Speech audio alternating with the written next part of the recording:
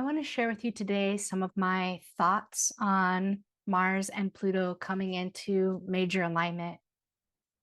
Currently, this week, when I'm recording this video, Mars and Pluto have made a cazimi, which means that astrologically, they got within 30 minutes of one another in exactitude.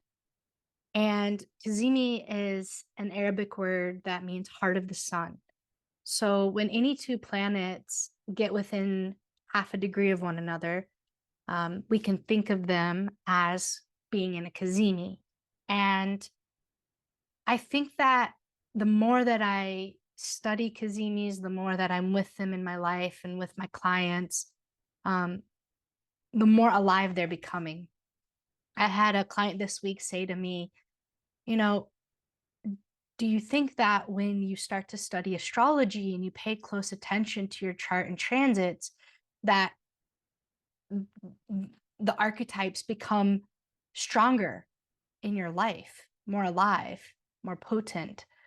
And I said, yeah, absolutely. I think that, as is true with anything in our life, the more that we focus on it, the more we pay attention to it, um, the more prominent it can become, the more visible, and the more we can feel it in our lives.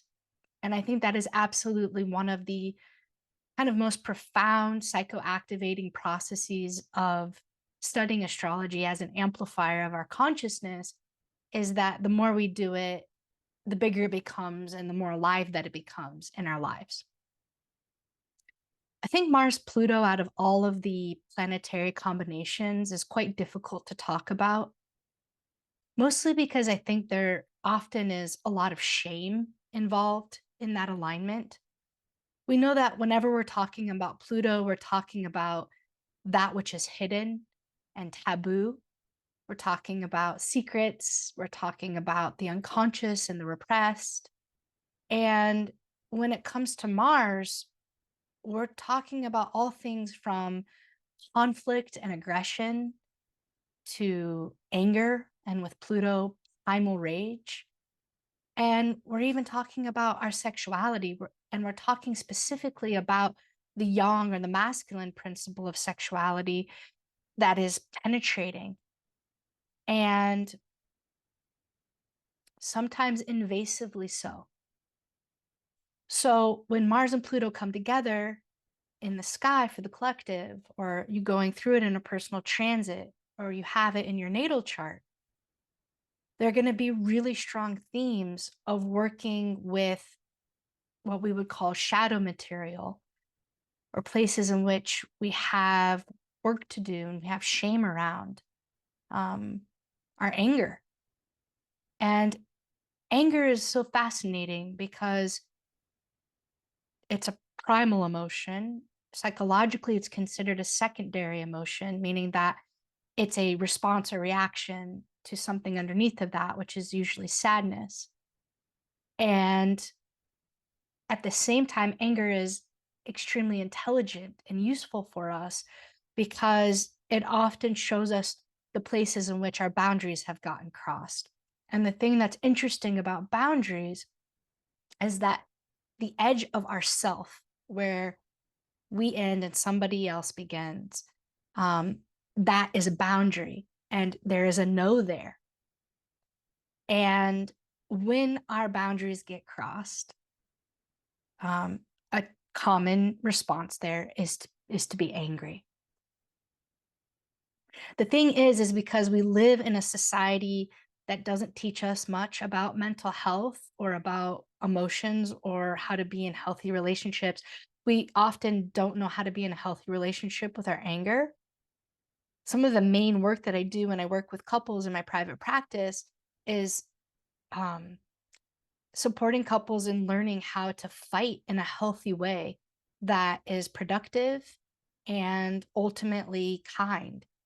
And I think for most of us, we grew up in families where either someone was raging, which is an expression of the Mars Pluto, someone who's a rageaholic, or someone who goes into explosive anger or explosive violence that is really extreme or over the top or intense that can be very threatening or terrifying.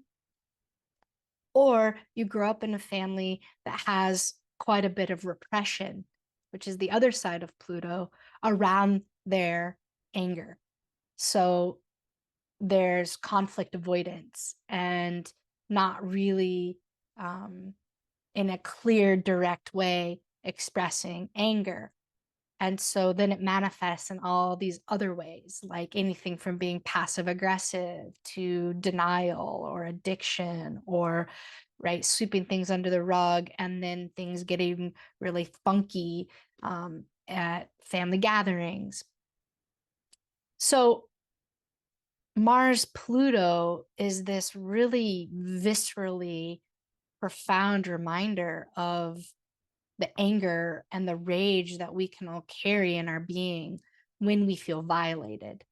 So on the receiving end of Mars-Pluto becomes this experience, again, that is very visceral. It's in our animal body around feeling violated,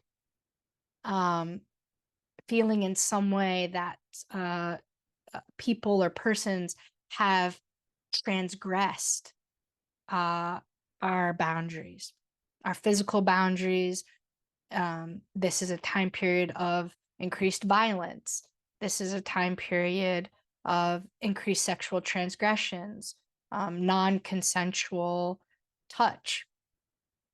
So it can be a physical crossing, a sexual crossing. Both Mars and Pluto specifically relate to sexuality.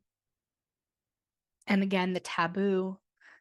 And then also it can be a transgression of our psychological boundaries or of our emotional boundaries, where we're interacting with someone and there is a lack of understanding or care, empathy for how we feel or who we are and the specific unique makeup that we carry, that we would want the people who are close to us in our lives, our loved ones, our families and friends, to be aware of when they're relating to us. But then, because every planetary pair is a whole, it's a gestalt, it's not just the energy coming in, but it's also the energy going out. Mars-Pluto is the energy of us going to war or going into battle, where we become willing to fight for that which we must protect or defend. It's also a time period where there's a kind of empowered sense of courage and strength to face the shadow, personally and collectively. It's a time period where we become more present to rage, and we can channel that life force to speak up or speak out against violence or against any kind of transgression that has happened.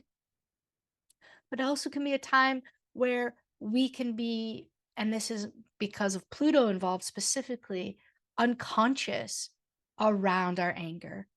And it can be a time period where we become more volatile and reactionary. Mars is when we become impulsive, and a time period where our anger or our frustration can get the best of us and we say or do things that perhaps we regret, or we've made a mistake and we need to repair that. We need to apologize and make amends.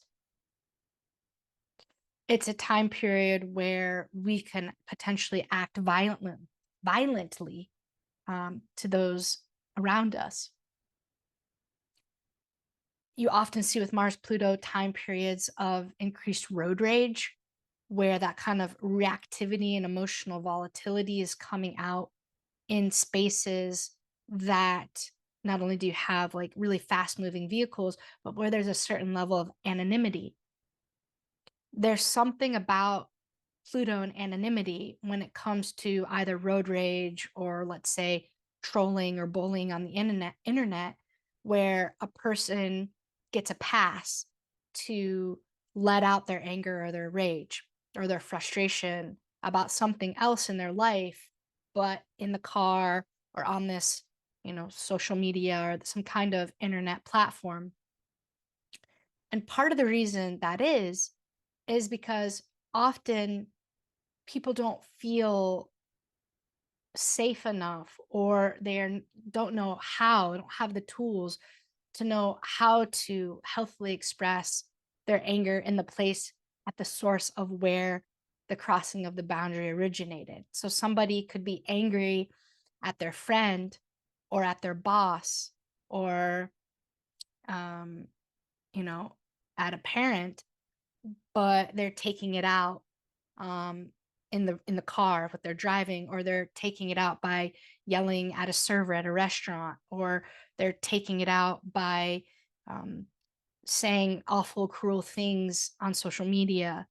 So that anonymity provides this outlet for the kind of unmetabolized and unconscious expression of that anger that comes with Mars-Pluto, that runs so deep to the core. And that's the thing about Pluto, is that whatever it touches, it has this way of becoming a main line, like a main vein or an artery right into the heart or the core of what it touches. In this case, Mars being our will, being our fire, our passion, but also the place in us that is the warrior that's ready to fight. And so Pluto Mars has this way of tapping a mainline vein right into the core of that. And that can be scary. It reminds me in part of things like even something like Carnival, or something like Burning Man, or something like these designated uh, time periods and places where um, civilization gets a pass to act in ways that are typically considered taboo or forbidden. It's a way that humanity has realized that in order for society to function more or less, that there have to be these designated spaces and places for us to let out that more primal animalistic side of our brain and of our nervous system and our DNA, the part of us that is animal. And so we have built into civilization these outlets to be able to be this way. However, the thing is ultimately we often don't have control in the moment when we move into a state of rage. Oftentimes, we can feel like we lose the ability to think and to think clearly. And that's why so much of the current research around shame and around when our nervous system becomes dysregulated, to do our best to not make decisions from that place, to not send an email, to not pick up the phone, to not do these things that perhaps later we'll regret because we weren't thinking clearly, we weren't of sound mind, because our rational ability to think goes offline and we get overtaken or possessed by these really powerful emotional states. And that doesn't mean that those emotional states are not true or real or intelligent. They are intelligent. They are showing us something. It's just that when we're in that place, it becomes more difficult to make decisions that are able to take in the whole picture. Now, sometimes rage and anger and yelling at someone is appropriate. Sometimes getting into a fight is very much needed. This is something that, again, I enjoy working with in my practice with couples, is like really getting to learn how to fight. Fighting is so important. It's so important. There's typically either we fight or we don't fight. And there's actually this really beautiful middle place where we get to use that which has triggered us and tend to the places inside of us and within our relationships that are needing some kind of attention, some kind of love and care, some kind of visibility and acknowledgement by first our own self and then with whomever we're having an issue with. And this is so essential with Mars-Pluto because it's a time period where we are more prone to being triggered and activated in our psychoactive process.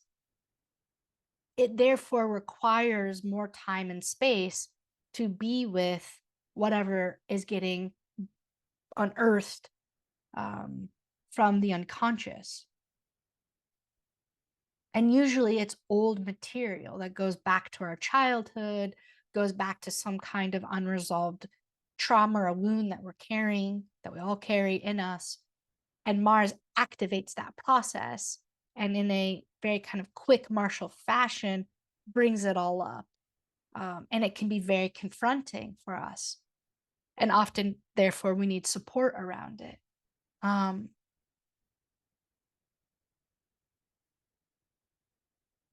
know that the primal rage that I experience under Mars-Pluto, it's like my blood boils and I shake and convulse and I can feel like I could just Holly comes through and I could burn down the house. I could tear it all apart in a flash. And in that moment, there's no sense of morality. There's no sense of, you know, the regret or the grief I would feel for that level of destruction. And yet, however, it seems like part of what human beings we are waking up to now is that though that state is universal, we all experience it. There off also with that is the ability to build the muscle to recognize when that's happening and do our very best to not cause harm to ourselves or other people when we're in that level of anger, rage, or reactivity. So part of what we're getting to work on here as humans in relationship with one another is how to get to be angry, but express it in a manner that is productive, um, creative, life giving instead of life destroying, because that is always the question with Pluto is if the energy, if that life force is going to be used to destroy or to create. And oftentimes, in my experience, it's a very fine line to walk. And when the dragon comes through, we want to take it to nature. We want to take it and give it back to the earth. We want to scream it to the sky. We want to primal yell in the shower. We want to let it out. But we don't want to let it out in a way the best of our ability, and it's not always possible. We're all working on this. I'm working on this to cause harm to the person that we want to direct it at, or to cause harm to ourselves in being self-destructive.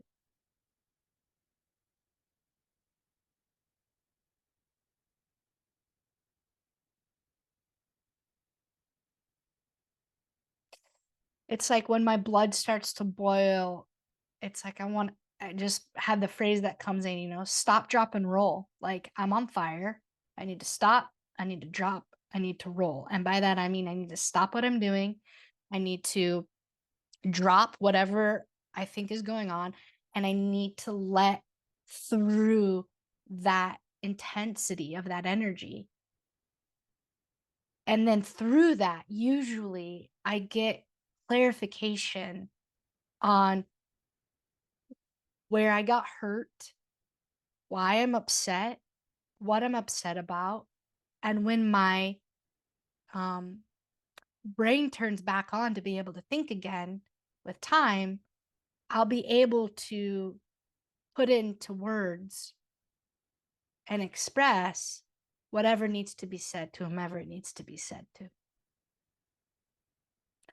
So here is to us being human together and all of us um, practicing to the best of our ability and getting support to do even better around how to get clear about what our boundaries are, to allow it to be okay to get angry, and to find the most healthy and useful way that we get to use what we're angry about for the better.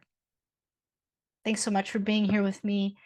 I'm Jessica DiRuzza, and this is the Trust Psyche YouTube channel. I'd love for you to like this video, to leave a comment below. I always respond, and to subscribe to my channel. Thank you so much. See you next time.